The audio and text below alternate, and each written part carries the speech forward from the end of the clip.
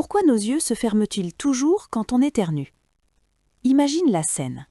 Tu sens ce petit picotement dans le nez, ça monte, et atchoum! Et là, sans même y penser, tes yeux se ferment. Toujours, impossible de les garder ouverts. Mais pourquoi?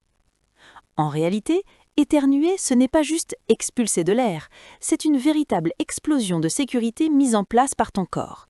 Quand quelque chose d'irritant entre dans tes narines, poussière, pollen, poivre un peu trop enthousiaste, ton cerveau déclenche une alarme générale. Résultat, l'air est propulsé hors de tes poumons à une vitesse impressionnante, environ 160 km/h. Autant dire que c'est un coup de vent miniature.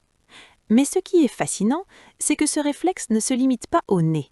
Quand le centre de l'éternuement s'active dans le cerveau, il orchestre toute une chorégraphie de muscles, la poitrine, la gorge, l'œsophage et même les sphincters. Oui, tout participe. Et au milieu de ce grand ballet, il y a aussi les muscles qui contrôlent tes paupières. C'est pour ça que tes yeux se ferment automatiquement, pas par choix, pas par habitude, mais parce que le cerveau appuie sur un bouton tout synchronisé. Certaines personnes ont même les larmes aux yeux en éternuant, comme si le corps disait « on ferme, on nettoie, on protège tout ». Pourquoi exactement les yeux?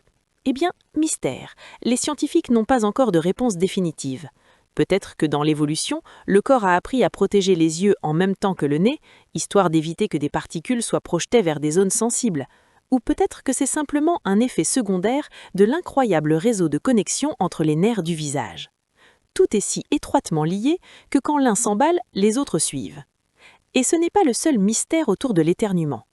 Pourquoi certaines personnes éternuent-elles toujours le matin dès qu'elles voient la lumière du jour? Pourquoi pour certains, éternuer est un ressoulagement presque agréable, alors que pour d'autres, c'est une véritable agression corporelle? On ne sait pas encore tout. Mais une chose est sûre, l'éternuement est unique. C'est probablement le seul réflexe humain qui déclenche spontanément un mot gentil d'un parfait inconnu.